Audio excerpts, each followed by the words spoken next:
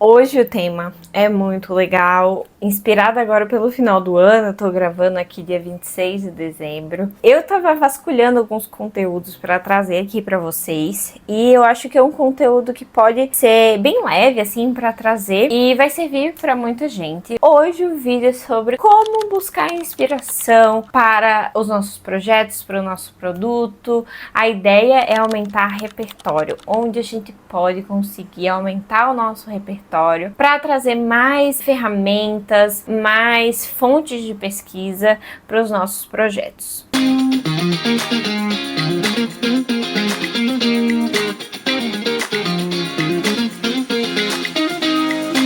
O design é uma ciência da inovação.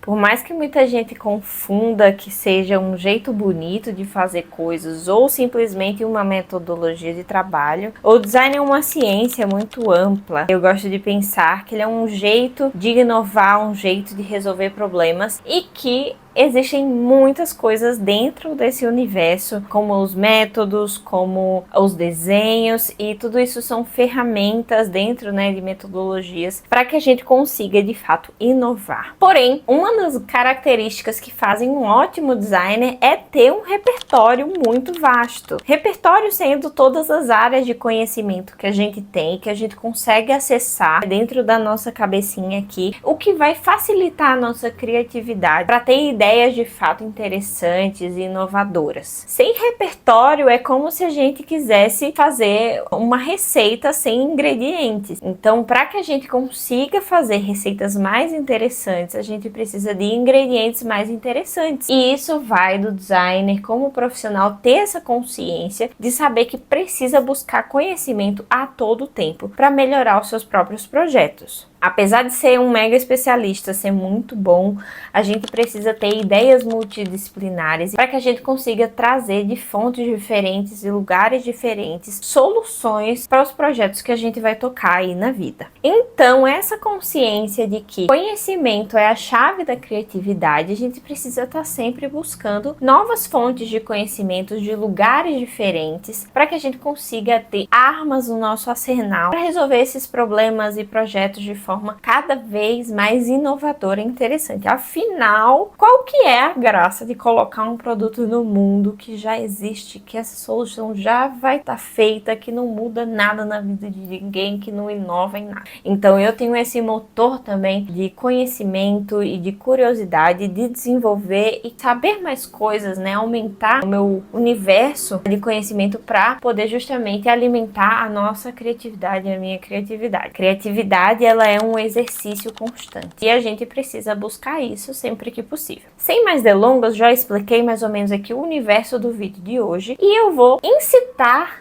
falar sobre alguns locais que a gente pode buscar novos conhecimentos, fontes de pesquisa, para que você também aumente o seu repertório do lado daí. E aí você tenha mais ferramentas para desenvolver projetos cada vez mais interessantes. Às vezes eu acho que um grande erro que a gente termina cometendo na hora de projetar é pensar que a gente vai projetar, sei lá, uma bolsa e a gente pesquisar somente outras bolsas para se inspirar, em criar um produto novo. O problema de fazer isso é que a gente está sendo redundante. A gente não vai criar nada novo no universo dessas bolsas se a gente só olhar o que já foi feito no universo de bolsas. Se a gente quer um produto que seja inovador, que tenha diferencial, a gente precisa trazer algo que ainda não existe ou que foi pouco utilizado nesse universo. E aí a gente precisa abrir, expandir essas barreiras, procurando em locais de multidisciplinaridade, em locais diferentes desse universo, para agregar nele, E aí, eu sempre indico começar as pesquisas sobre a base. Você precisa entender muito bem o que é design, como que surgiu essa ciência, para que ela serve, o que ela já tem feito. A história do design ela é muito importante, porque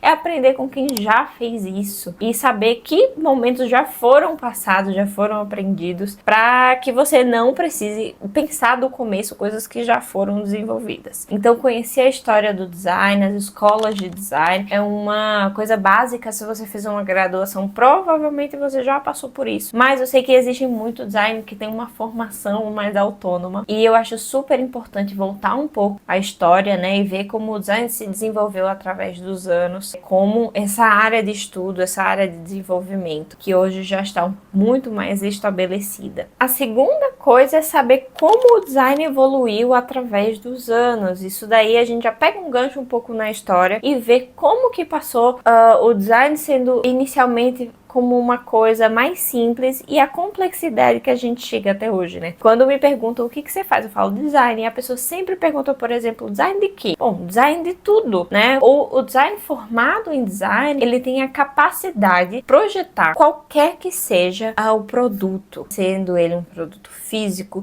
sendo ele um sistema, seja ele um produto 2D, 3D, visual, digital. Então, com as ferramentas corretas, o design ele pode desenvolver qualquer coisa, porque ele vai ter repertório, metodologia, conhecimento para isso. Claro, às vezes você vai fazer uma coisa super específica, você vai ter que pesquisar coisas específicas daquele universo para poder desenvolver um produto. Mas, quando a gente tem uma boa base, a gente sabe de onde partir. A gente sabe o caminho das pedras, do que precisa seguir para poder chegar naquele resultado. Então, o design, não só como ciência, ele evoluiu muito, né? Desde quando começaram as escolas propriamente ditas de design, e o design começou assim, como uma coisa multidisciplinar que misturava várias áreas do conhecimento, e aí saiu uma profissão, né, que junta um pouco de várias coisas. No final, saber a história do design é saber também para onde ele pode ir. E agora eu vou entrar em duas searas diferentes sobre onde a gente pode buscar aumentar o nosso repertório. E primeiro, como a gente pode aumentar o nosso repertório dentro de ferramentas de design, né? Muitas vezes a gente tem algumas ferramentas que a gente gosta mais de utilizar, uma metodologia que a gente se identifica mais, mas é muito importante estar sempre buscando ferramentas novas, jeitos novos de aplicar as metodologias, para que a gente consiga ter mais opções e encaixar o que é mais adequado, dependendo da situação. E a segunda parte é áreas de conhecimento correlatas, assim, né, que podem complementar os estudos de design, lugares que a gente consegue de fato se inspirar em soluções de outras áreas do conhecimento. Em primeiro lugar, eu acho que o Design Thinking, ele é uma metodologia de design, uma das mais conhecidas, né, e existem muitas ferramentas, né, dentro do próprio Design Thinking que ajudam a elucidar questões, tanto na parte da pesquisa, da descoberta, para que a gente saia daquele emaranhado de informações que a gente coleta no início do processo de design e a gente vá desfazendo esses nós até chegar numa solução concreta, né, e resolvida e simplificada do problema. Então, existem livros, tá? Tem o Design Toolbox Kit, eu acho que alguma coisa assim, eu vou pedir para Jess colocar aqui a imagem do livro. Então, existem diversas fontes de pesquisa, de descoberta de ferramentas, né, que você pode ter em relação a metodologias. Eu já falei em outros vídeos aqui, além do Design Thinking, eu gosto muito de utilizar o GODP. Foi uma metodologia que eu aprendi durante a faculdade também. São arquivos abertos que vocês podem estudar e conhecer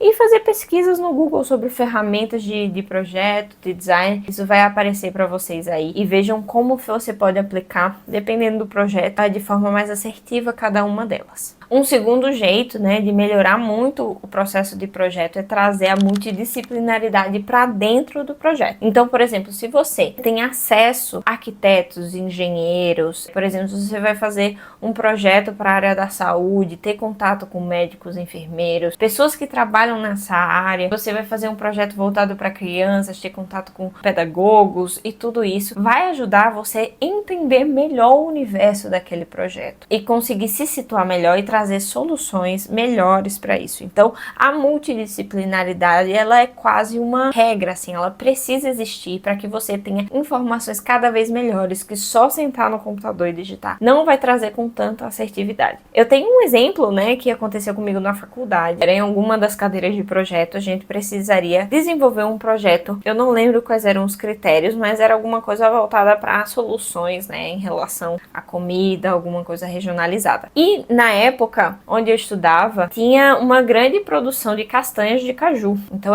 é um processo muito artesanal na Paraíba, né? Existem algumas indústrias que fazem isso, mas em outros estados, mas na realidade que a gente tava lá, era uma produção muito artesanal e ela tinha muitos problemas de segurança. Pra quem não sabe, a castanha do caju, ela é torrada antes de sair, né? Precisa ser descascada, torrada e descascada. E aí ela tem um óleo que ele é super inflamável e ele é muito corrosivo. Nas nossas pesquisas, a gente acreditava que o apagamento das digitais na hora de descascar por conta da corrosão desse óleo seria um grande problema, porque as pessoas não conseguiam mais ter digital. E aí a gente foi até o lugar que essas pessoas faziam esse processo, né, de beneficiamento da castanha, e a gente descobriu que o maior problema não era a parte da digital, era um problema da queimadura. Quando essa castanha era torrada, ela explodia óleo, e se esse óleo bate na pele, vira um câncer de pele na hora. Então a gente descobriu, a gente achava que a problemática maior era uma, e quando a gente foi lá visitar em loco, a gente descobriu que era outra. Então, às vezes o processo multidisciplinar e trazer alguém que vive aquela realidade para dentro do projeto vai te trazer informações muito mais esclarecedoras do que estar só sentado na frente do computador. Claro, nem sempre a gente tem esse acesso, mas existem outras ferramentas que a gente pode contar, né, com pesquisas em relação a essa multidisciplinaridade. Então eu acho que isso aumenta muito o nosso repertório e traz qualidade e profundidade para o projeto. Agora, indo para a segunda parte, né, a inspiração em outros locais criativos que não dentro do próprio design, eu gosto muito de beber de fontes de outras ciências, né? Eu acho que a arte é um lugar que traz muito significado, né? Eu acho que estudar a arte em si traz repertório estético, visual, de emoção, de intensidade, de provocação, que eu acho que o design também pode ter esse lugar provocativo. Estudar arquitetura, essa história, né, de como as formas foram chegando, essa influência arquitetônica e visual que a história do nosso país, de forma regionalizada, internacional, tem. Então eu acho legal não estudar só de forma generalizada, mas também de forma pontual, dentro de alguns ambientes específicos, como aquilo isso atuou, mas também dentro da própria ciência da natureza, né? Eu acho que